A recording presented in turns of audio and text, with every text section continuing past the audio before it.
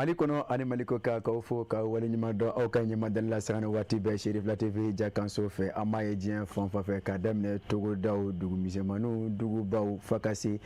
Mali jamana fa ba kono ya nyinama ke e kanuba ko Mali ko ka chamani musomo akabara ketawla ka fo ka wali nyima do dugubla o ka fsha la dawiye kuma dono kote hukum kona ne yansi to ya angala dala jem kan ka anguma ko so ma dono mimbe sigi kadat metene katabla alamsa 10h 11h Cherif la TV 120 ne yansi to ye o la date meka e bi ana inafo la dala jem kan angeme ka sigi sigi nyogonga jango kasika kanuba chamani musomanu ka onusonja hukum kona na na manya ka fo barane atoyado wele blame maudo mabi anamunu na je ka masala jem kan kono onga sananga so ma ana ko fo dikring la bela jene ma tilala ona fo ta di kanbaw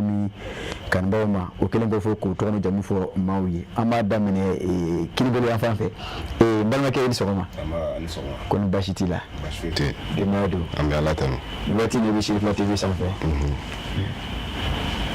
bismillah le Madi Traoré association Koda Yita janna so président ni so wadana na sele no Cherif la TV dano ku be ka sele na hakino nyefo OK et président mi fo ki walima do association janna Koda Yita adura jumena abe bon jangne buri la woni jangne bugu ami fo ki walima do nambora amina amman fe ami ta balma ke so koma aba ni so kon bashitila la me mado bashitay le wati na abisimi Cherif la TV sanfɛ OK alhamdulillah jaranye ne tɔgɔ ko Alu Badara Traoré ne association Koda Ɲɛta Janglasu o secrétaire général ye ne OK e bisimila Cherif la TV sanfɛ ne wati na ami so madame jëm kan kɔnɔna wala an bɛ taa hali bi fandon fana fɛ an bɛ to ɲɔgɔn fana fɛ n balimakɛ i ni sɔgɔma awa ni sɔgɔma kɔni baasi t'i la baasi foyi t'i la denbaya don e bisimila ni ce e tɔgɔ ni jamu ne tɔgɔ ye Cemu Jarayi ka bɔ association Koda Ɲɛta Janglasu ne ye a membre ye n'a bureau mɔgɔ ye ni secrétaire administratif an b'a fɔ ka wale dɔ a ka wele jaabi la ka kelen fɔ a taama sen na k'a fɔ a dangan na an nakotan a tɛ goyan ye o b'a to an bɛ to jɛmukan kɔnɔ an bɛ se ka taa nɛgɛ kafiri tigilamɔgɔ fan fɛ bangebagaw ka Abu Jabateba officiel n'a ka di Blanchisseur Abu Jabati lasakaw ka Abu do wanda do samekaw do ola be tayi min be tali ke ande ma jekulu la aka mu sa be kenan ya ngaso ga se kana jemga ko nana Tezara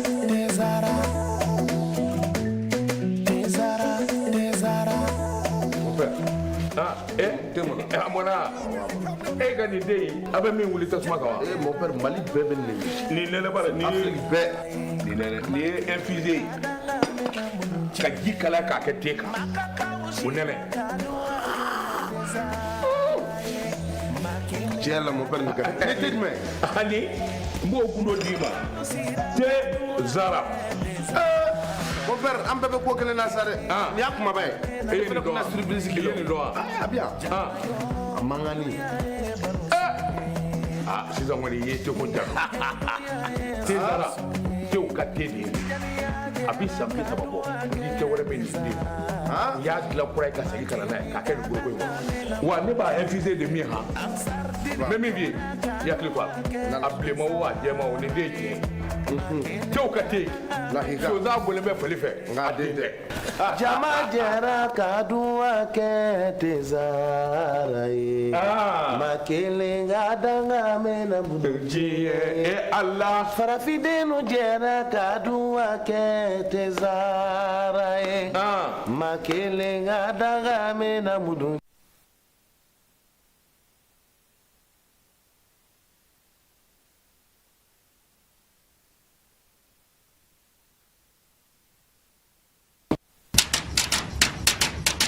Malima muso ne de ba fe kan na dumange kwa kebi ne kununga da langoloto na mi no fe ona de bito beni zamzam kan na jini ngura boleye abuyon EPC na poulet malima muso e de ba fe ka ko ke ladia ni salate lale kerengere ne ye ni nga jege kene da safe femi mo dunja zamzam kan na jini mbuyon poulet ana EPC du aw melo nye soko jini na wiye wale kele aw ba fe ka place spéciaux la domini kerengere ni guno kele mi me olabi zamzam kan na jini ngura buyon poulet ana EPC du malikono gawu kono dozo dema ya bela jele kan ni sodia ni ka tobile ye ejike semenjere ke zamzam kan na jini ngura buyon poulet ana EPC ye ko kebe mena kan ni sodia ni ngabla munya na mako jora kuna funi werela zamzam kan na jini ngura buyon a EPC na poulet ka abise ka wuli ka se bebe nyarela immeuble babu yarala Zavia Kerefe rue 429 porte M1 wale kele aka na juru kube bamba 76 80 0062 16 wale kele 76 38 59 59 zamzam kan na jini ngura buyon poulet ana EPC dude bela jele wasara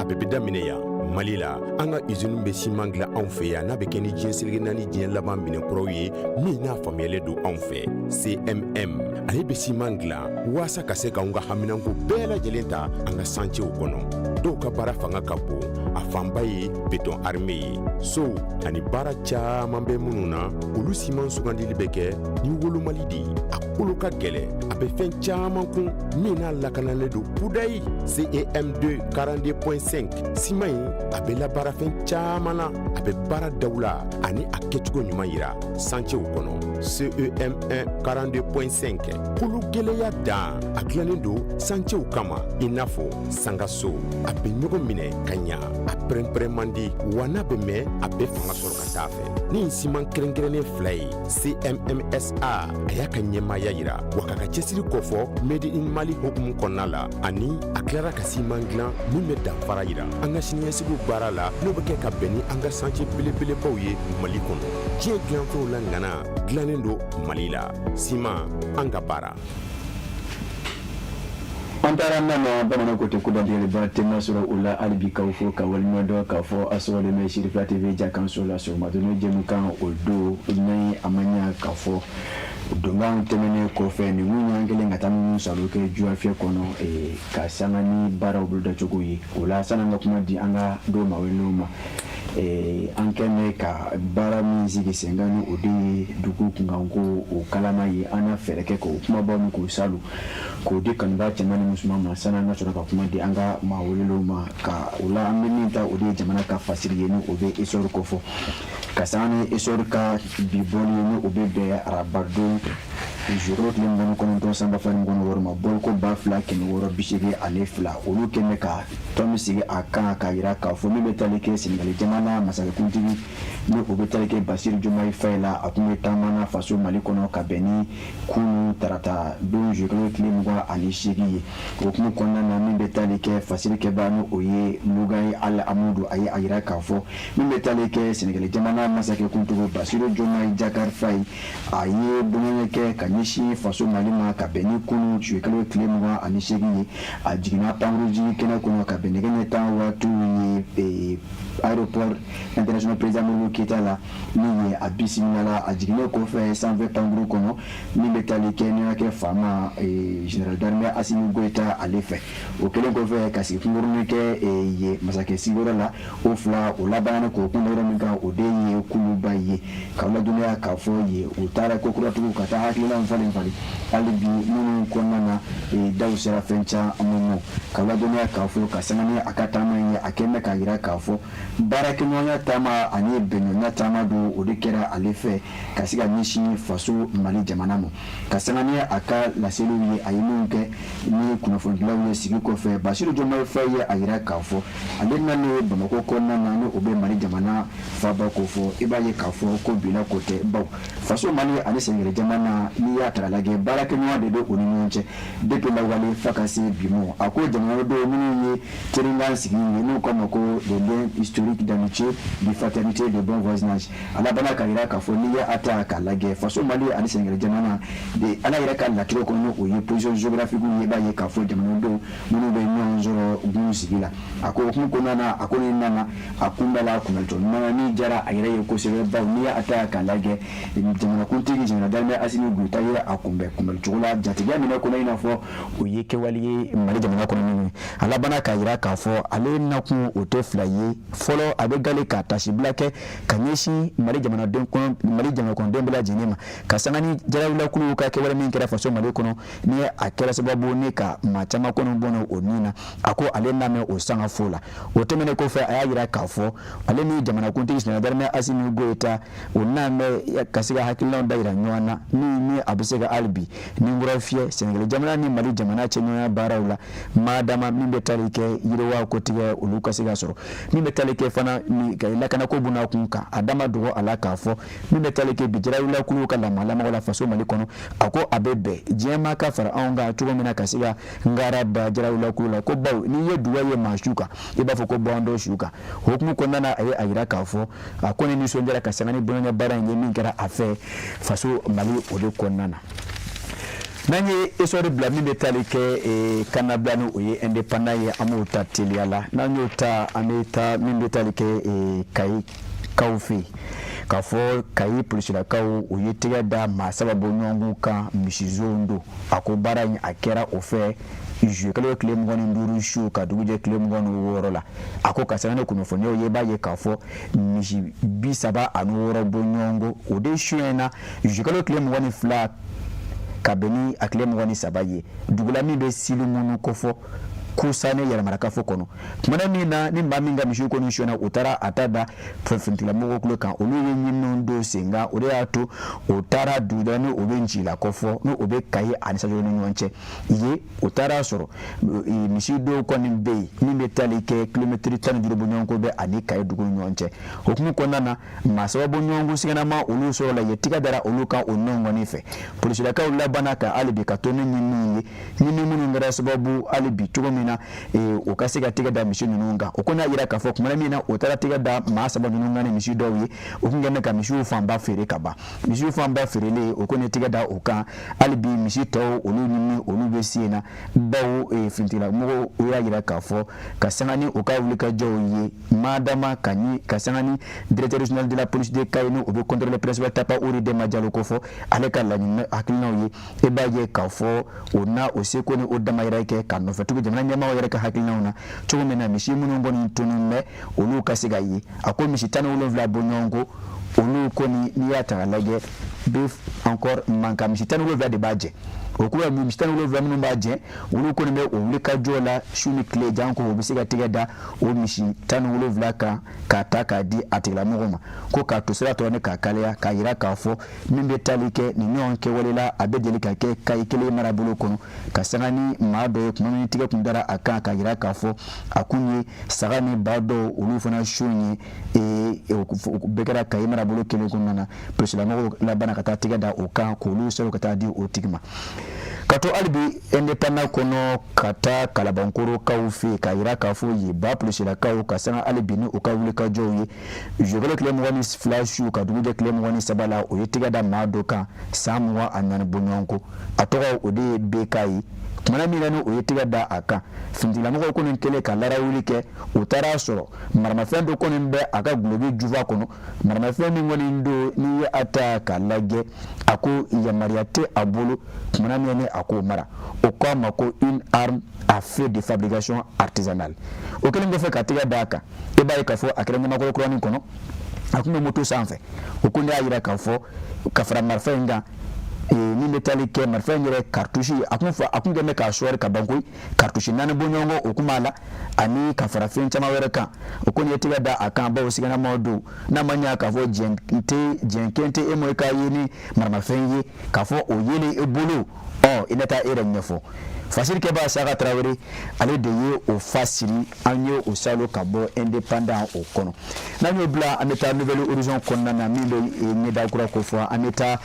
Jafara be kawfe kala duna ka fo yi anga chefni tabaw mi metalike anga wulu masire tabaw la ka sangani o ka dodo ye o labana ka dala dunu do sense kata Jafara be anunu mbozo o mimbe alibi jene marabulo kono kala duna ka fo ke wali akera ka beni je kalo klem ngoni shegi samba fani ngoni woro yi eta major général des armées o ye agira ka fo ke wali ngoni akera ka sangani anga chefni tabaw uluka wulika jowi karido mi metalike je kalo klem ngwa ani woro la akera odela ka siga ke mi ke sababu ka siga dala dunu do senze katane ayi kata di yafma bala Jafara be kawmo o mimbe tenengu o cercle kono fakase numbozo o mimbe kwa kuru arrondissement kono jeni cercle kono kala dunia kafo anga chefni tabo kasani okani deme ke walini o sira sababu kasika tani dumuni fin o toni binani ani shigi bononko munu mbela jeni be malu nono sukuru tulu ani onyon ko fo fakase frakeli fe manu obi fra ko fo kala dunia kafo ni ke wale ngoni jamana kunti ga haklina do min be talike male jamana fantele fa ma nyama ba jina darme asimi goita ale ka haklina do ale bi kasiga deme ta kanyeshi fase do mo o ma ejin fa fe kasanga ni ke wale nge chefi tabaw keme ka gira kafo o seni o dama ira mi ya alibi kasiga deme tangani kishi ko ta ka di jamana ko ndo mbela jinema ina fo o kalanga shekera olufe chomina onake dema konti ale ya fasiri salo ka bo nouvelle horizon o konana na nyo bla tera ameminta o dey bamako wula ni o sorde bamako na sorde bamako ta amitawro mina o dey bamako juwa fie ba konna ye na ka di sugu konna ba kulumi sigileme wala sa kasika aklena on faranyo kango mo comité régional de gestion des crises et catastrophes de Bamako o ye o kala de la sigike Bamako gouverneur konna ni eta ka lage sigi zenve o koni ye ayira kafo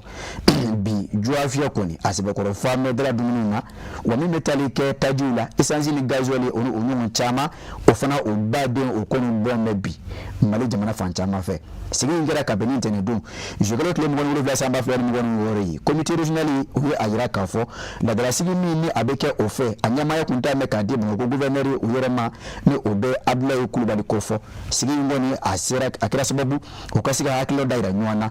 sugu lahala fakasi tajuni esanzu fakasi gazolo ulu lahala ma kasanga ni sigu ko ninkeli o ya ayira kafo kadam ne jogolo klem ngoni kilinga tabla klem ngoni worola mimbe tarike ayaf mabala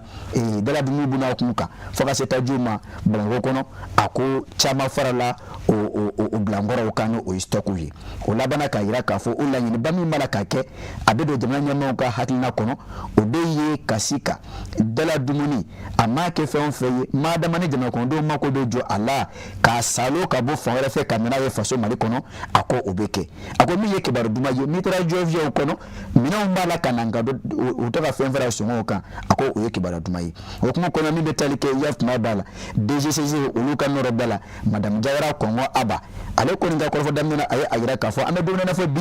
mi betalike essence o bade o koni blangorombe o talitirikini o 875 o bamana ngana ni mafli kemeni nyamade 875 dule da nyamade kemeni biro vla ani duru cha on sinu fo ya bamana to bebu ko ato gazeli ni ata kalage o fana o furu same bi mali fanjama fe ako o litri fana o 940 keme bi nyamade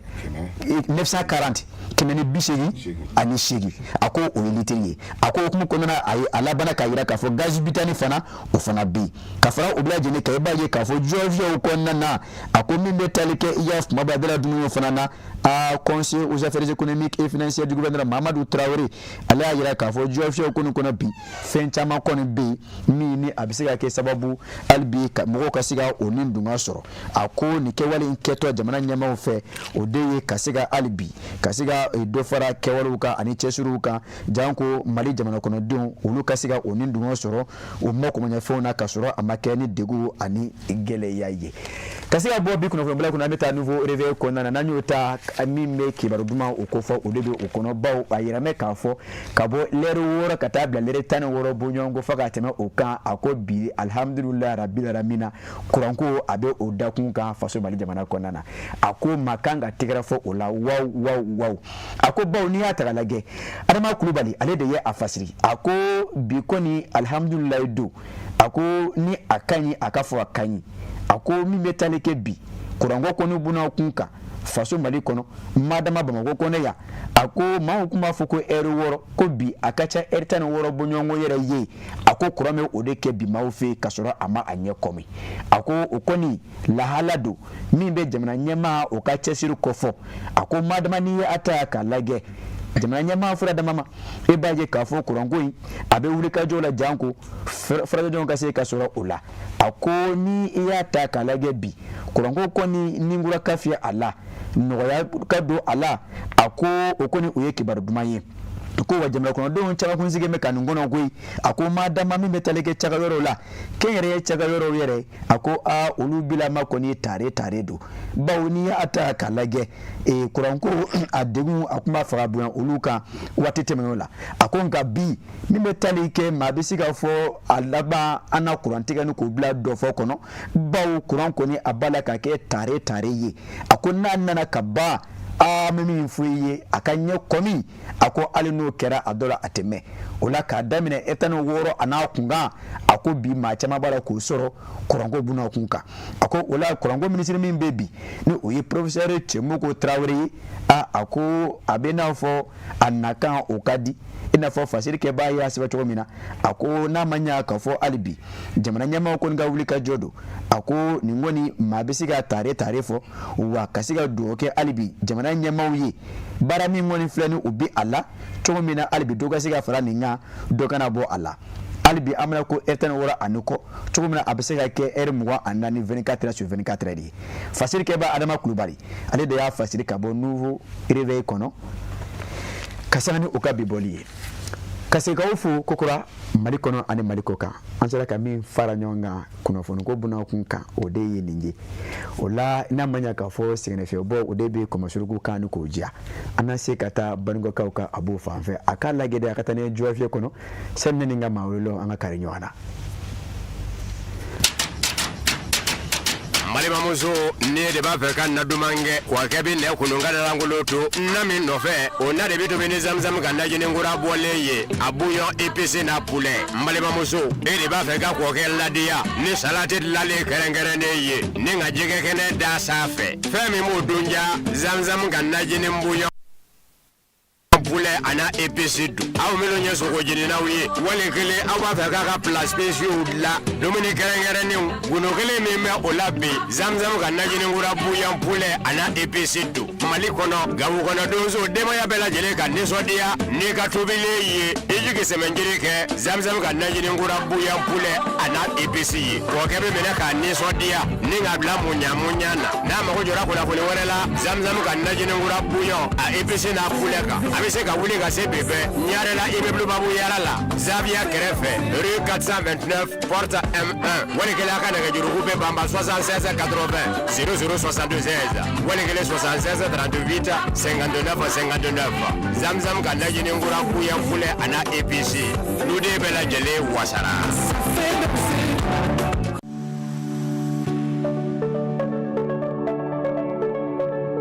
abebida mineya malila anga izunum be simangla anfe na be keni jinsirge nani jien laban binen kroye mi na famele do anfe CMM ale be simangla wasa kase ka unga haminango bela jelenta anga sanche ukono do ka bara fanga kapo afambaye beton armé so ani bara cha mambe mununa ulu siman sugandili beke ni wolu malidi akulu ka gele abe fen chaman kun mina lakanale do pudai CAM2 42.5 simai abe la bara fen chamana abe bara dawla ani aketugo nyuma yira sanche ukono CEM1 42.5 kulu gɛlɛya dan a dilannen don santiw kama i n'a fɔ sangaso a bɛ ɲɔgɔn minɛ ka ɲa a pɛrɛnpɛrɛn man di wa n'a bɛ mɛn a bɛ fanga sɔrɔ ka taa fɛ ni siman kɛrɛnkɛrɛnnen fila ye CMMSA a y'a ka ɲɛmaaya yira wa k'a ka cɛsiri kɔfɔ Made in Mali hukumu kɔnɔna la ani a tilara ka siman dilan min bɛ danfara yira an ka siniɲɛsigiw baara la n'o bɛ kɛ ka bɛn ni an ka santier belebelebaw ye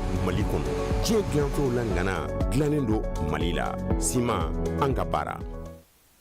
Ne ye Dezara de ye ka kɛnɛya ani lafiya sabati bɛɛ lajɛlen farikolo la a ka di kojugu. Ni ne bi yan gɛrɛn baro bɛ ɲaga wa bɛɛ lajɛlen ɲɛda bɛ walawala n'u ye ne min kaban dɔrɔn bɛɛ lajɛlen bɛ nisɔndiya ne ko jɔn de star yɛrɛ. Mais aw ka kuma ka ca sa ne de ye star ye ne ka di wa n bɛ dumuniw timiya. Ne de ye lɛzara ye ne ka di denmisɛnninw ye wa mɔgɔkɔrɔbaw kɛrɛbɛ tɛ k'aw to ne mini na a b'aw kolo sigi k'aw mɔdiya o de y'a to ne ka di denmisɛnninw ye kosɛbɛ. aw yɛrɛ fɛ jumɛn de ka di ani jumɛn de bɛ n'an cɛɲa ne de don tomate concentré Zara ne kelen pe dɔrɔn awɔ nka an bɛɛ de sari. N'aw ko dumuni sanuman caman a ye tobilikow la sanbalaɲɔgɔn sugandi n'o ye Zara ka dumunifɛnw ye a bɛ sɔrɔ Mali feere yɔrɔ bɛɛ. Zara ye Nouveau Soleil SARL ka produit dilannenw ye.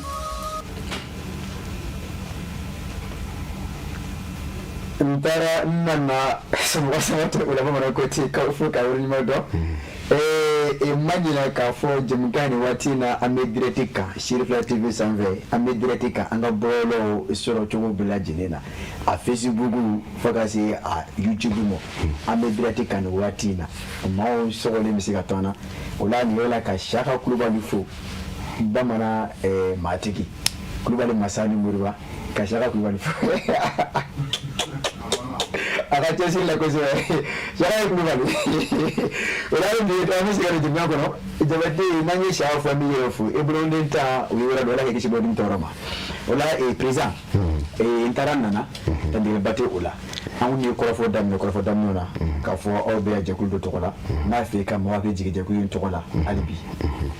Ok, d'accord. Il y a un mot qui l'a dit là. C'est marrant, il faut que ce soit quand c'est flatté, Bragala Bella Jilenfou, quand le droit de Jakul Bella Jilenfou, on est en train de Karamaka, c'est ce man à Hebra, en folie de l'Obaï. On a dit qu'on a fait comme un Jamaican, on est du Okai, Nialas, Mantal Massi, Canan Mayamso, Nialas, Canata Magnon, Miami, Ahmed Okai, Shijan Kenan la Banana à la Bulala, Naka Memo, ni allez bi, am Songalem Malibon, Amewasonai. Voilà. On tourne encore à bien. Il n'a pas kuma dɛmɛ na cogoya min na ne ye Mamadu Traoré association Koda ɲɛta Janglasu voilà association tɔgɔ de ye o ye voilà. Sisan association ye a hakilina nana aw la cogo di. Voilà maintenant hakilina nana na cogoya min na an ɲɛ b'a la an bɛ sigida la tiɲɛna yɔrɔ nɔgɔlen don fan bɛɛ donnen don ɲɔgɔn na mɔgɔ t'a fɔ mɔgɔ ye ko a y'a dabila bon an nana ye an yɛrɛ dama an ye ɲɔgɔn concerté ka se ka fara ɲɔgɔn kan k'a lajɛ an bɛ se ka mun de kɛ pour que an ka sigida bɛ se ka sanuya n'i y'a mɛn i bɛ dɛmɛ ɲini mɔgɔ fɛ o ka sɔrɔ i yɛrɛ de ye dɔ kɛ fɔlɔ pour que i ka laɲini bɛ se ka sɔrɔ o kɔnɔna na an kumana ɲɔgɔn fɛ donc ka hakilinaw di ɲɔgɔn ma k'a lajɛ an bɛ se ka mun de kɛ donc o kɔnɔna na an ye hakilinaw di ɲɔgɔn ma k'a lajɛ an bɛ mɔgɔw fara ɲɔgɔn kan cogoya min na ani ka mɔgɔw hakilina ɲini pour que an bɛ se ka bɔ gɛlɛya ninnu kɔnɔna la o kɔnɔna na mɔgɔw ye an jaabi bon an kun sigilen se i b'a ye nɔgɔ de bɛna don i kan walima i b'a ye kɔkɔnaw la i bɛ fɛn cɛjugu dɔ y'a kɔnɔ c'est à dire minnu yɛrɛ tɛ se ka ɲɛfɔ bon kan bɛ wagati n'an fara ɲɔgɔn kan ka hakilinaw ta o ko ninnu kan ka bɔ a donna ka na se bi ma ni mɔgɔ min tun bɛ yɔrɔ in bɛɛ ni sera in bi i b'a dɔn k'a fɔ ko ni maa ninnu sigilen tɛ voilà.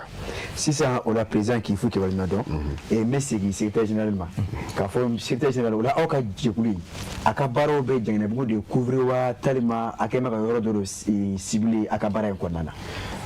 Yani n ka don kuma kɔnɔna na Samara Sanogo an bɛ i yɛrɛ fo kosɛbɛ ka Shirifula TV lajɛbaga bɛɛ lajɛlen fo anw ka association ka baara a dan tɛ Janginɛbugu dɔrɔn ye a bɛ secteur saba in bɛɛ lajɛlen kofɔ bari an bɛ baara kɛ a saba bɛɛ la o secteur saba ye jumɛn a fɔlɔ o ye Janginɛbugu ye filanan o ye Layibugu ye sabanan o ye Surakabugu ye ka d'a kan ni ko y'a mɛn ko Janglasu Jang o ye Janginɛbugu tɔgɔ tigɛlen su lab o ye layibugu tɔgɔ tigɛlen su o ye surakabuguni tɔgɔ tigɛlen o kumana an ka baara bɛ nin secteur 3 bɛɛ lajɛlen kɔnɔna na an bɛ nɔgɔ kɔni kɛlɛ ani ka min ye waleya dɔw bɛ olu bɛ kɛ an ka kɔdawolow la ani an ka bɔlɔnkɔnɔnaw na o kumana an bɛ nin bɛɛ lajɛlen kɛlɛ i n'a fɔ minnu bɛ sisimafɛnw walima ka ɲɛnaminimafɛnw ko olu ta an ka kɔdawolo la walima kari kɔnɔnaw na an bɛ nin bɛɛ lajɛlen kɛlɛ kama nɔgɔko kɔfɛ. Donc sisan ni ne y'a faamu jɛkulu don min kɛn bɛ kɛ i tigɛ yanga Janginɛbugu Surabuguni ani Lɛbugu o de tɔn yɛrɛ a tɔgɔ ye Jangilasu président o tɛ wa donc i ka secrétaire général bɔra k'a fɔ donc baara min don i b'a ye k'a fɔ aw bɛ i da sera yɔrɔ dɔ ma ale yɔrɔ dɔ fara a kan i ko ko sanuya ka se ka o mɔnɛ bɔ sigida c'est à dire ka nɔgɔ kɛlɛ sigida kɔnɔna na ale y'a yira k'a fɔ ja o kɔfɛ hakilina wɛrɛ bɛ aw la hali bi ka ɲɛsin sigida in ma awɔ o de ye ka se ka ɲɛnaminimafɛnw voilà k'olu fana kɛlɛ mɔgɔ minnu b'olu ta sigida kɔnɔ la a ye min fɔ o de don effectivement n'i y'a jateminɛ n'i y'a mɛn ko kɔda donc mɔgɔ yɛrɛ bolo ko kɔda ye kolankolon kɛyɔrɔ de ye i bɛ mɔgɔ ka sari i bɛ mɔgɔ ye u n'a jɔ a kɔnɔ sunkutigɛlaw b'o la surtout ɲɛnaminimafɛn ninnu o kɛbaga caman de bɛ yen nɔ u bɛna kɔda la ka se u bolo k'u bɛ dogo yen de ka se ka ko in ye donc o kɔnɔna la an ye wulikajɔ caman k'o la an ye démarche caman k'a la pour que bi o ko bɛ se ka nɔgɔya cogoya min na ani faamaw ka bolo di ɲɔgɔn ma kama tiɲɛ na bi caman sera ka kala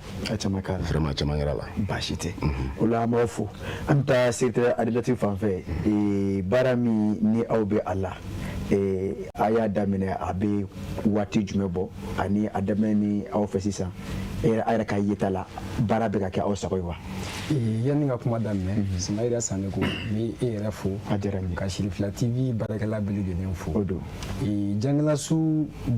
Jangilasu baaraw bolo kolomo kari ka na bila bi la an bɛ se k'a fɔ 2025 le 13 avril an ye baara in kun fɔlɔ daminɛ o wagati la fo ka na se bi ma n'i y'o jateminɛ u bɛ taa fɔ kalo san 1 ani tila bɔɲɔgɔnko la tiɲɛ don sisan o la aw kɛn bɛ ka baaraw lajɛ cogo min a bɛ ka kɛ ten wa awɔ i n'a fɔ n ka président ni n ka secrétaire général y'a fɔ cogoya min na Jangilasu sigi kunba fɔlɔ o de ye an bɛ se ka nɔgɔ kɛlɛ cogo di sabula an y'a jateminɛ tiɲɛkolen kɔ dɔrɔn tɛ mais pratiquement n'i ye Bamakɔ fo ka taa se Mali kɔbolo ma mɔgɔw kɛlen bɛ ka kɔbolo ninnu kɛ ɲamanbɔnyɔrɔ ani ko kuntan caman de ye Jangilasu yɛrɛ sigi kun fɔlɔ o ye k'o dɔ de kɛlɛ an bɛ baara laɲini kun ye min ye an bɛ se k'a fɔ laɲini 50% atteint parce que pour le moment an sera ka dan sigi kɔkɔna yɛrɛ ɲamanbɔn kan fɔlɔ n'o ye kun fɔlɔ ye an bɛ se k'a fɔ bi tabarikala mɔgɔw y'a faamuya ko kɔkɔnɔna tɛ ɲamanbɔnyɔrɔ ye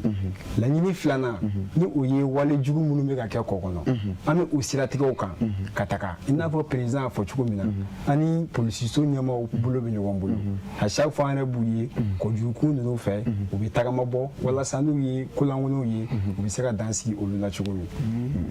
ne faamuna o la sisan hakilina faamuyala ni ma fili minnu bɛ k'an lajɛ nin waati in na o ye tɔgɔta sɔrɔ o la mais président bɛ segin ma aw ko aw y'a sigi walasa ka se ka ɲama bɔnni ni ka dansiri o la kɔ kɔnɔ yɔrɔ o kɛlɛ aw kɛ cogo di ni a ma ɲa k'a fɔ ɲama tun bɛ bɔ kɔ kɔnɔ yɔrɔ a kɛn bɛ ka wari cogo di ni ɲama bɛ mɔgɔw bolo a tigi b'a kɛ cogo di voilà o ɲininkali o diyara n ye kosɛbɛ ni ɲama yanni an ka nin baara in bɛɛ lajɛlen kɛ fɔlɔ an ye yɔrɔ fila de ɲini pour que mɔgɔ bɛ se ka taa ɲama bɔ o yɔrɔ la donc vraiment farada sugu ani yɔrɔ dɔ bɛ kɔ kɛrɛfɛla n'u ko ko maloforonin donc an y'o yɔrɔ fila yira mɔgɔw la donc k'a kɛ ka mɔgɔ sigi olu kunna donc maintenant kalo la i bɛ 300 sara pour que kalo kalo i bɛ t'i ka ɲama bɔ ni kalo sara i bɛ 300 wɛrɛ sara pour que i ka ɲama bɔ parce que ne ko mɔgɔ ma k'a ye nin dabila f'i ka sira wɛrɛ de fana yira u la min b'a to ko bɛ se ka nɔgɔya u ma an y'o kɛ o cogo la ten ala kɔni sɔnna ko o bɛ taa cogo bɛ ka se ka ɲa donc i b'a dɔn baara kɔda a mana kɛ cogo o cogo i bɛ mɔgɔ kelen-kelenninw sɔrɔ sa de minnu ka faamu ka suma ko ninnu na dɔɔni halisa an cɛsirilen pour que ka se ka olu lafaamuya u se ka continuer ka taa o yɔrɔ in na cogoya min na GIE dɔw fana bɛ yen nɔ ni mɔgɔ min n'i y'a dɔn k'a fɔ ko ka tagama ka taa ko de ka gɛlɛn ma donc zéro fana bɛ yen ni n'o bɛnna o b'i ka ɲaman cɛ f'i ka so kɔnɔ ka taa bɔ a kan ka bɔn yɔrɔ min na. donc sabula aw ye mɔgɔ orienté ka taa ɲama bɔnyɔrɔ 2 la Janginɛbugu kɔnɔna na madama kɔda yan fan fɛ a ye o yɔrɔ fɔ mɔgɔw ye. an ye yɔrɔ fɔ mɔgɔw ye. wa condition de pour que i ka se ka ɲama to yen o de ye kalo kalo k'i ka 300 sara. donc o la yɔrɔ kɛmɛ ka mɔgɔ dɔw de ta ka bila o ko in fana lawaleyali kama wa. commission kɛrɛnkɛrɛnnen dɔ fana sigilen bɛ o ko in kama olu bɛ ka baara kɛ o hukumu kɔnɔna la. voilà. ok président o faamuna k'i fo k'i waleɲuman dɔn. secrétaire général an bɛ segin ma an bɛ samiya na aw yɛrɛ ka interview a bɛ deli ka tɛmɛ ni jamukan kelen kan ka sababuya kɛ salon samiya ɲɛkɔrɔ an wulila ka s'aw ma k'a fɔ ni san nana o fana y'a degun gɛlɛya yan b'a fɛ ka dɔn samiya mana se an minnu kɛmɛ ka tɔn in sigi yɔrɔ aw bɛ degun ni gɛlɛya jumɛn sɔrɔ samiya kɔnɔna na a ka baara hukumu kɔnɔ. ayiwa i ka o ɲininkali diyara n ye ka d'a kan an y'a ye k'a fɔ samiya min ni an filɛ nin a la an ye baara kuraw boloda ka d'a kan ni biɲɛ kurabɔ tɛ taa wɔyɔ kɔ mɔgɔw degelen ko la n'i ko ko k'a dabila siɲɛ kelen a dɔw la gɛlɛya o ti ban a la an ye mun kɛ ni san nana sisan donc i b'a ye an bɛ an ka mɔgɔw dépêcher ka gilet don u la donc u bɛ yaala bɔlɔn kɔnɔnaw na alors ka mɔgɔw bali walasa u kana ɲamaw bɔn ji fɛ ani u kana a ta k'u bɛna kɛ kɔ la walasa ji ka taa n'a ye. o tuma na min ka kuma tigɛ ni san nana mɔgɔw bɛ bɔ ni ɲama ye k'a to carré kɔnɔ wa. o bɛ kɛ. ji fɛ ji tɛ b'a bila ji fɛ u b'a bila kaniko kɔnɔnaw na donc u yɛrɛ ka fɔ la ko o ye bonus ye donc wari sara t'o la foyi t'o la nka b'a ye k'a fɔ o fɛn in kɔlɔlɔba bɛ a la. nka donc sisan o la n'u y'o bila o ji fɛ o o bɛ taa min. o bɛ t'i ka boli laban min ye kɔw kɔnɔna ye i b'a ye fana pɔn min bɛ yen ni Croix-Rouge ye o kɛra o sababu ye ka di an ma ɲama in fanba de bɛna ka na dɛlɛn o sen na i b'a ye k'a fɔ ji fɛnɛ tɛmɛni bɛ gɛlɛya o bɛ kɛ sababu ye ka ji walankata fo ji man ka se yɔrɔ min a bɛ taa se a bɛ tiɲɛni kɛ tuma dɔw la bananiw bɛ y'a la tuma dɔw la mɔgɔ dɔw yɛrɛ bɛ yen nɔ olu bɛ tanya ka sababuya kɛ o ye donc o de kadiri kɔnɔna na an b'a ye ni san nana an bɛ mɔgɔw labɔ walasa ka faamuyali ta k'a di mɔgɔw ma u kana kɛ sababu ye ka kɛ nin ko ninnu waleyabaga ye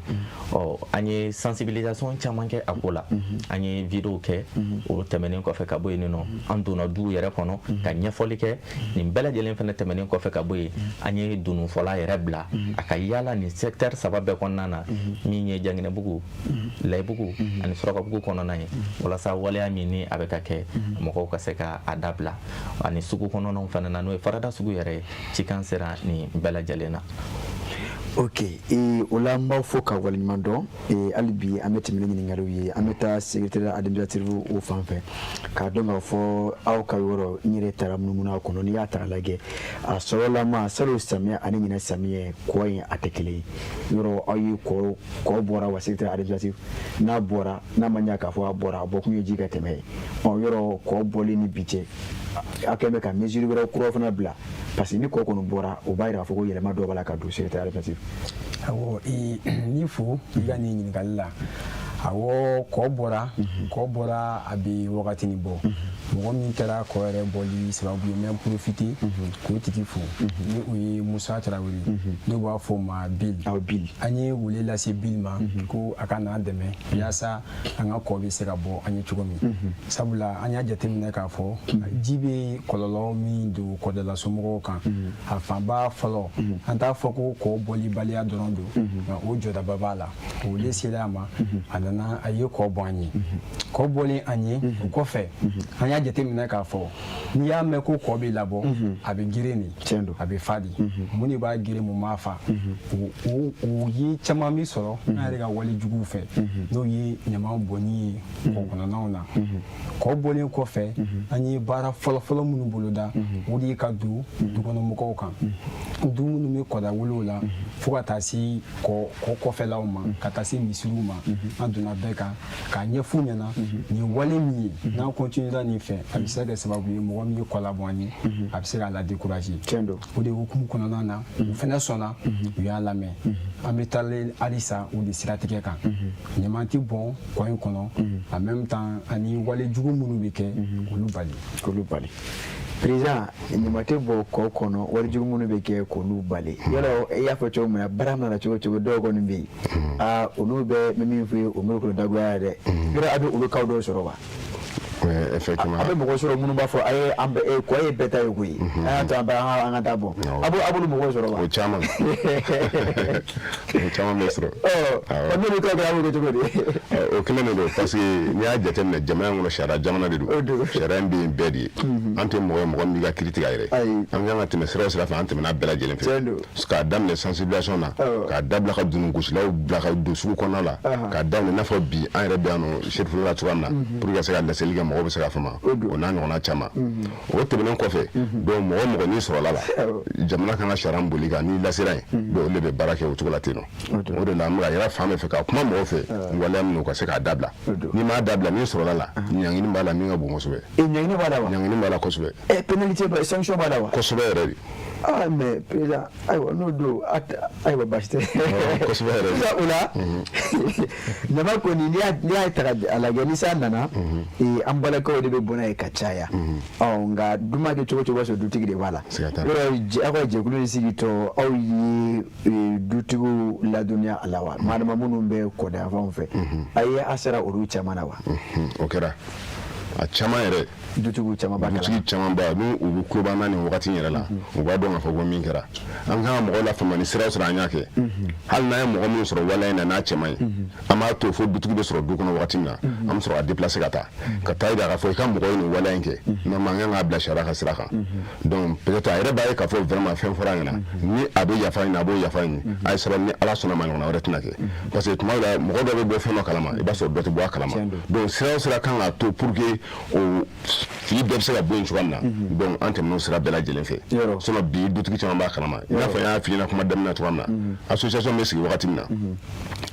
an ka association caman bɛ yen mais an ta ye sigi cogo donc ni mɔgɔ min y'a lajɛ kabako b'a la kosɛbɛ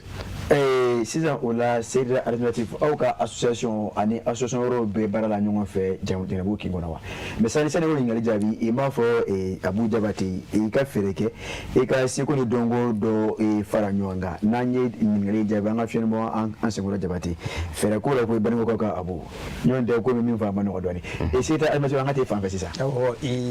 Jɛnɛsu ye association ye fɔlɔ min dayɛlɛlen don kin bɛɛ ye sinon a dayɛlɛlen bɛ Bamakɔ association bɛɛ ani Bamakɔ ka den cɛ n'a muso bɛɛ lajɛlen ye o de hukumu kɔnɔna na Jɛnɛsu dayɛlɛlen an sera siyadire mɔgɔw ma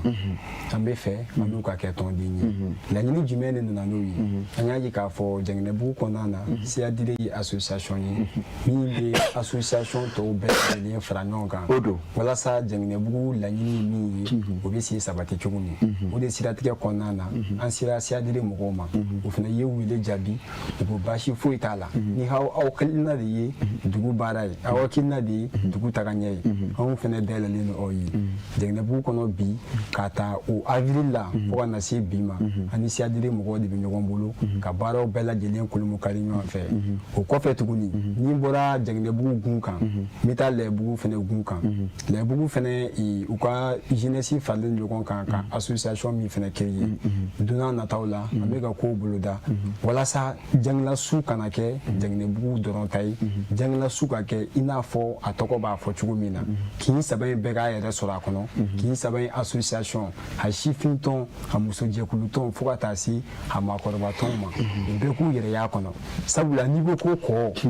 kin kelen tɛ se ka fɔ kɔko la ayi kɔ ye dankun ko de ye kini bolo yan fan fɛ u bɛ taa kin dɔ kɔnɔ n'u ma bolo yan fan fɛ u bɛ taa kin dɔ kɔnɔ n'i ko k'i ko o kɔ baara kɛ o tɛ taa cogo si la ka sɔrɔ i ni o kin kɔnɔ mɔgɔw aw ma jɛ ka kuma aw ma jɛ ka baaraw boloda ɲɔgɔn fɛ ni tiɲɛ Seydina Alternative ka kuma a ɲɛna kosɛbɛ balimakɛw ka Jabate n y'a dɔn labɛnw sabati bɛ dɛ ni labɛnw sabati bɛ voilà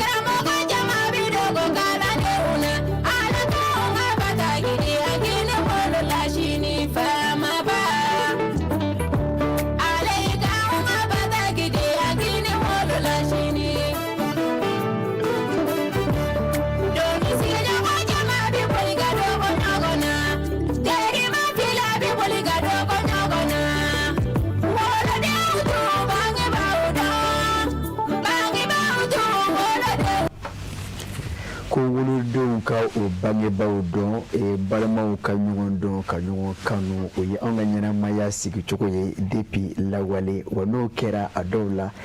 sigi o de bɛ diya o la an bɛ se ka don jɛmukan kɔnɔ koperativu an bɛ ɲininkaliw ni k'a ta k'a tengo hali bi ɲuman bolo yan fan fɛ secrétaire général ɲininkali min bɛ yen n'an n'o ta k'o sɛmɛ e la o de ye bamananw ka kuma don ko sɛmɛcogo ɲuman o de bɛ sanfɛ yiri tigɛ ja ni ma fili yɔrɔ aw ka baara ye aw bɛ fonctionner cogo di jɛkulu kɔni sigila mais a musaka ko buna kun kan ani aw bɛ balo cogo di comment vit votre association ka o ɲininkali o fana diyara n ye an ye tɔn in sigi tɔn in sigilen kɔfɛ an y'a ye k'a fɔ tɔn tɛ se ka taa musaka dɔw bɔli kɔ yanni ko dɔw ka na fɔlɔ an ye bɛnkan kɛ n'o ye assemblée générale fara ɲɔgɔn kan ye o min kɔnɔna na a wolola k'a fɔ tɔnden kelen-kelenna o kelen-kelen na kalo o kalo o kumana bɛɛ lajɛlen ka dɔrɔmɛ 100-100 sara o bɛ bila kɛsi kɔnɔ n'an bɛ boliboli minnu kɛ n'an bɛ baarakɛminɛnko minnu lajɛ o kumana o musaka ninnu bɛ bɔ o wari ninnu na n bɛ se k'a fɔ an ka association sigilen ni bi cɛ an bɛ ka fonctionner ni o wari ninnu de ye fɔlɔ tɔndenw yɛrɛ ka ci kan sara o min bɛ sara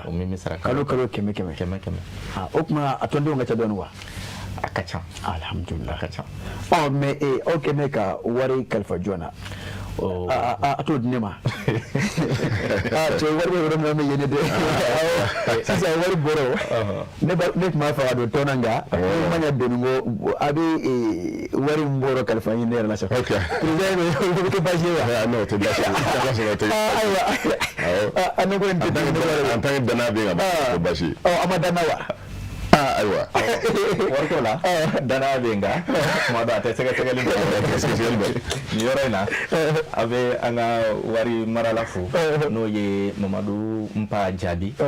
ni ale ka dankan ye musa tarawele k'u fo kosɛbɛ ka da ka baara min kalifalo u la an b'a fɔ u cɛsira sisan wariko ma nɔgɔ a bɛ ne fara mamadu npa jaabi kan a bɛ ne don ale ni musa tarawele ni ɲɔgɔn cɛ sɛgɛrɛ y'a fɔ cogoya min na ko danaya tɛ sɛgɛsɛgɛli bali a y'a sɛgɛsɛgɛ a ye maa dɛmɛ sɛgɛsɛgɛli la o la hali bi a bɛ to jɛmukan kɔnɔ waati b'a la ka taa an bɛ taa hali bi secrétaire administratif ni o ye sɛbɛnni kɛbaa ye ni ye a taga lajɛ secrétaire administratif ɲininkali min bɛ ni n'o taa ni k'o sɛbɛn e la o de ye k'a fɔ yɔrɔ baarakɛ ɲɔgɔn bɛ aw la wa nanzarakan na ma ko partenaire musaka ko bɛna kun ka financier walima minnu yɛrɛ bɛ ka dɛmɛ ni baarakɛ minnu ni partenaire n'o ye partenaire technique ye misi Samayira min fo kura ka tali kɛ i ka nin ɲininkali kan sabula n'i ye jɛkulu fɔ i n'a fɔ n ka secrétaire général y'a fɔ cogo min jɛkulu tɛ taa musaka ko a tɛ taa dɛmɛbagaw kɔ o yɔrɔ de la an bɛ siyadidi fo vraiment an b'u fo u ka wuli ka jɔ la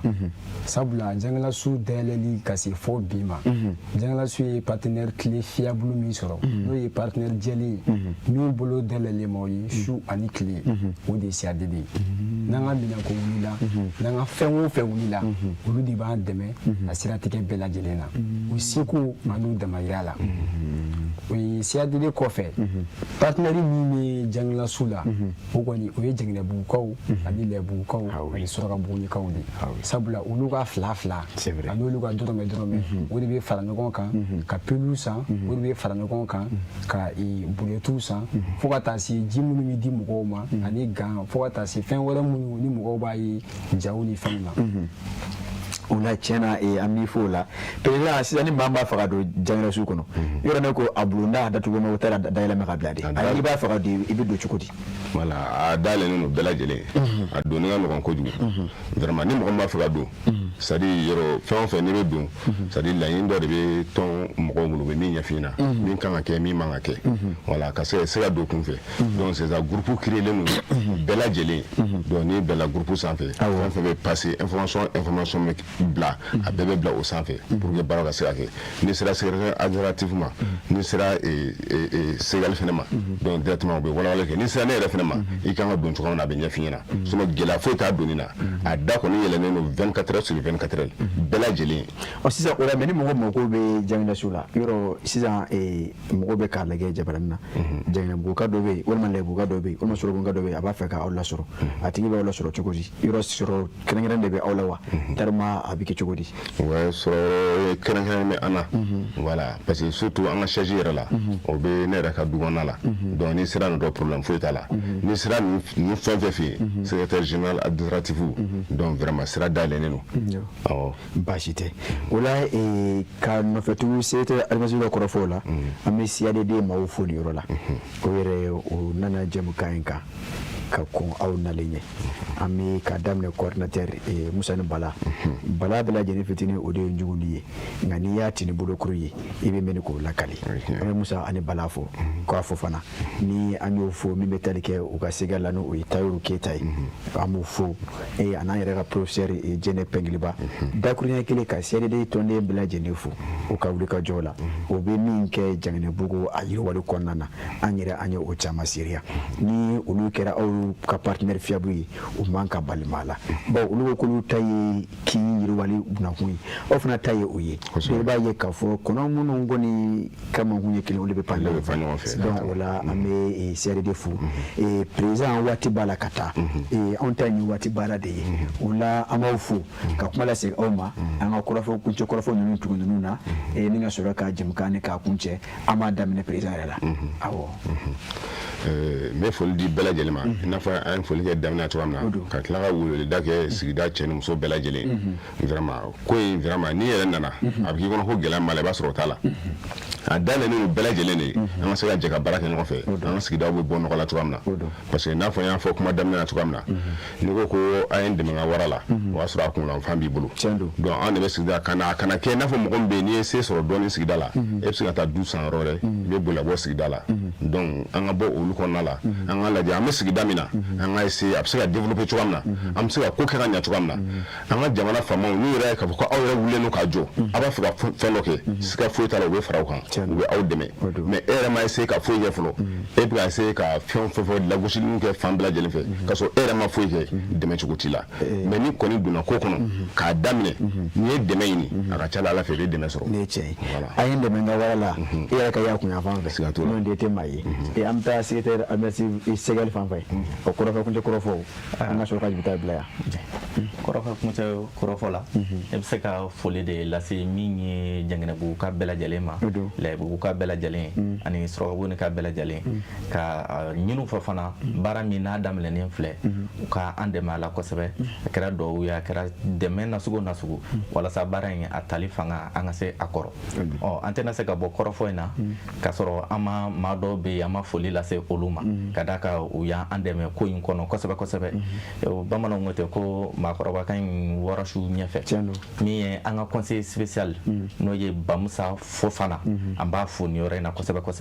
an ka musokɔrɔba n'o ye Fatumata Fane n'an ko ale ma ko Majugu Fane an b'a fana fo kosɛbɛ nin kɛnɛ kan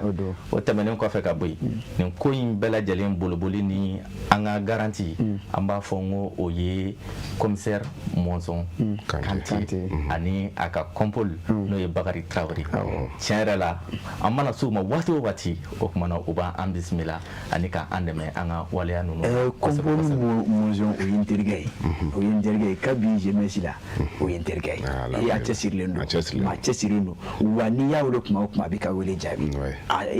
commissaire kɛ maa dɔn kosɛbɛ mɔgɔ cɛsirilen m'a fɔ ka waleɲuman dɔn hali bi Ala k'a bolo mɛn animateur ka kɔrɔfɔ kuncɛ ni e ye kɔrɔfɔ kuncɛ kɔrɔfɔ an ka jɛmukan bila yan kuma kuncɛ kɔrɔfɔw la ne kɔni foli de bɛ ne bolo ka ɲɛsin kin saba kɔnɔ mɔgɔw ma olu minnu ye an dɛmɛ k'a daminɛ ko in daminɛ fo ka na se bi ma an b'u fo dan tɛ foli min na o kɔfɛ an b'a laɲini halisa sabula kɔ juru in ka jan a dan tɛ Janginɛbugu ye a dan tɛ Bamako ye kɔ bɛ fan o fan an b'a ɲini a sigidalamɔgɔw fɛ u ka jɛ an ka fara ɲɔgɔn kan walasa image kolon minnu kun dilen bɛ kɔda ninnu ma ka kɛ munumana ko ani ɲamanbɔnyɔrɔ an ka se ka o image kolon b'u la ka image ɲuman d'u ma yaasa a bɛ se ka kɛ lafiya bɔda ye ka se an ka denmisɛnw fo ka taa se an yɛrɛ ka mɔgɔkɔrɔw ma n bɛ kuma laban min fɔ o de ye an bɛ jantoli minnu kɛ an ka duw la ni an sera k'o jantoli kelenw fɛnɛ ta k'an ka kinw sɛgɛrɛ k'an ka kɔdaw sɛgɛrɛ a ka ca Ala fɛ laɲini min o bɛ sabati ni bɛɛ lajɛlen ye ka bulon dafara a dɔw kin a bɛ jɛ bamananw ko ten o la ka président Mamadu Tarawele k'i fo k'i waleɲuman dɔn secrétaire général Alu Badara Tarawele k'i fo secrétaire administratif Cɛmugo Cɛbile Jara k'i fo k'i waleɲuman dɔn aw ka taama sen na ani kɔrɔfɔ minnu fɔra an y'a jigiya k'a fɔ maaw ye tɔmɔta sɔrɔ a la o la nin waati in na an bɛ aw fo kokɔrɔtugu aw ka wele jaabi la sɔgɔmada in na ka Ala dɔnniya k'a fɔ an ka foli an bɛ ladara o ye an ka sababu ɲuman Mali silamɛtɔnw ka fara ɲɔgɔn kan an b'o conseil islamique Jumani maa ɲɛma Mali silamɛ diinɛ ɲɛmaaw ka jɛkuluba groupement de restitution musulman maa ɲɛma silamɛya dɛmɛtɔn an sara yɔrɔ an fana an karamɔgɔ Seydou Sherif Usman Haidara nin waati in na a bɛ taamana kɔnɔ jamana kɔnɔna na an bɛ a fɔ ni ka waleɲuman dɔn ka dugawu kɛ a ye sijan kɛnɛ ani labɛnko ɲuman Ala k'o di cɛkɔrɔba ɲuman in ma an b'a kalifa setigi Ala la taamako ɲuman ani nako ɲuman kana an yɛrɛ ɲuman sɔrɔ Ala k'o k'an ye n'an ye o fɔ an bɛna Buwake Sherif kɛ bɛ yen Mohamed Lamine Haidara an b'a fɔ ka waleɲuman dɔn an b'a fɔ k'a fɔ hali bi Ala ka sijan ani kɛnɛ da fana ma n'an bɔra an bɛna Mali kɔnɔ Fɔnbabugu Sherif kɛ min ye moto kura san ka di ne yɛrɛ ma o de ye Ali Bukari Haidara ye an b'a fɔ Sofarakaw ka Sherif kɛ ka waleɲuman dɔn ka dugawu k'a ye hali bi Ala ka a kɔrɔta hɛrɛ la n'o kɛra an bɛ kanuba cɛman ni musoman denmisɛnnin ma bakɔrɔ Janginɛbugu nin waati in na min yɛrɛ ka musokɔrɔba fo n'o ye Salimata Kulubali kosɛbɛ ne y'a dɔn bɛ ni a y'a ye o ye ne ka musokɔrɔba de ye a dɔw fana den fana don mais n b'a fɔ min ka waleɲuman dɔn o tɛ ɲɛna o ye n den de don a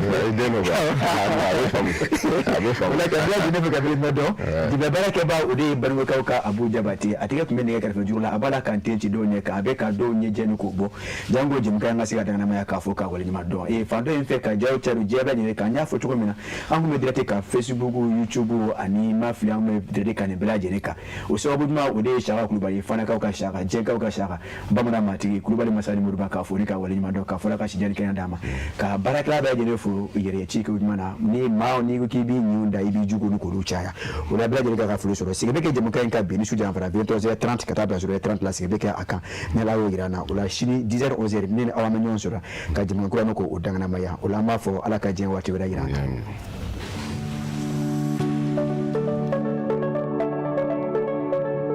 A bɛ daminɛ yan mali la an ka usine bɛ siman dilan anw fɛ yan n'a bɛ kɛ ni diɲɛ seleke naani diɲɛ laban minɛnkuraw ye min n'a faamuyalen don anw fɛ. cmm ale bɛ siman dilan waasa ka se k'anw ka haminanko bɛɛ lajɛlen ta an ka santiw kɔnɔ. dɔw ka baara fanga ka bon a fanba ye beton armé ye. sow ani baara caaman bɛ minnu na olu siman sugandili bɛ kɛ ni wolomali de ye. a kolo ka gɛlɛ a bɛ fɛn caaman kun min n'a lakanalen don kudayi. cam2 42.5 siman in a bɛ labaara fɛn caaman na a bɛ baara daw la ani a kɛcogo ɲuman yira santiw kɔnɔ. cem1 42.5 kolo gwɛlɛya dan a dilannen don santiw kama i n'a fɔ sangaso. a bɛ ɲɔgɔn minɛ ka ɲa a pɛrɛnpɛrɛn man di wa n'a bɛ mɛn a bɛ fanga sɔrɔ ka taa fɛ. ni siman kɛrɛnkɛrɛnnen fila ye cmmsa a y'a ka ɲɛmaaya yira wa k'a ka cɛsiri kɔfɔ made in mali hokumu kɔnɔna la ani a tilara ka siman dilan min bɛ danfara yira an ka siniɲɛsigiw baara la n'o bɛ kɛ ka bɛn ni an ka santier belebelebaw ye mali kɔnɔ. diɲɛ dilanfɛnw la ŋana dilannen don mali la. siman an ka baara. malibamuso ne de b'a fɛ ka na duman kɛ wa kɛ bi nɛ kunun ka langolo to na min nɔfɛ o na de bi tobi ni zamzam ka najininkura bɔlen ye a bouillon épicé na poulet. malibamuso e de b'a fɛ ka kɔkɛ ladiya ni salati dilanlen kɛrɛnkɛrɛnnen ye ni ka jɛgɛ kɛnɛ da sanfɛ fɛn min b'o dunja zamzam ka najinin bouillon poulet a na épice dun. aw minnu ye sogo jeninaw ye wali kelen aw b'a fɛ k'a ka plat spéciaux dilan dumuni kɛrɛnkɛrɛnnenw golo kelen min bɛ o la bi zamzam ka najininkura bouillon poulet a na épice dun. mali kɔnɔ gabu kɔnɔ donso denbaya bɛɛ lajɛlen ka nisɔndiya n'i ka tobilen ye i jigi sɛmɛnjiri kɛ zamzam ka najininkura bouillon poulet a na épice ye. kɔkɛ bɛ minɛ k'a nisɔndiya ni ka bila muɲamuɲa na. n'a mago jɔra kunnafoni wɛrɛ la zamzam ka najininkura bouillon a épice n'a poulet kan a bɛ se ka wuli ka se bɛbɛ ɲarela immeuble babu yara la Zavia kɛrɛfɛ rue 429 porte M1 wali kelen a ka nɛgɛjuruku bɛ banba 76 80 0062 16 wali kelen 76 38 59 59 zamzam ka najininkura bouillon poulet a na épice duden bɛɛ lajɛlen wasara.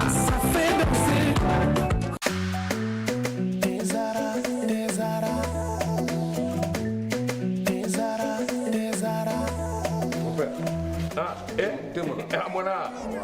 e ka ni dey abe min wuli tasuma kan wa mon père Mali bɛɛ bɛ ni nɛnɛ bara ni Afrique bɛɛ ni nɛnɛ ni infusé ka ji kala k'a kɛ te kan o nɛnɛ tiɲɛ la mon père ni ka ni te jumɛn ani n b'o gundo d'i ma te zara mon père an bɛɛ bɛ ko kelen na sa dɛ ni y'a kumaba ye e fana bɛna surprise kilo ni dɔn wa a bi yan a man kan ni sisan kɔni i ye teko ja te zara tew ka te de ye a bi san bi saba bɔ ni cɛ wɛrɛ bɛ nin den u y'a dilan kura ye ka segin ka na n'a ye k'a kɛ nin goroko in kɔnɔ wa ne b'a infusé de min han n bɛ min f'i ye i hakili to a la a bilenman o a jɛman o ni den ye tiɲɛ cɛw ka te sonsan bɔlen bɛ fali fɛ nka den tɛ jama jɛra ka duwa kɛ te zara ye ma kelen ka danga mɛna diɲɛ e ala farafindenu jɛra ka duwa kɛ te zara ye ma kelen ka danga mɛna mudu tiɲɛ ye ala te zara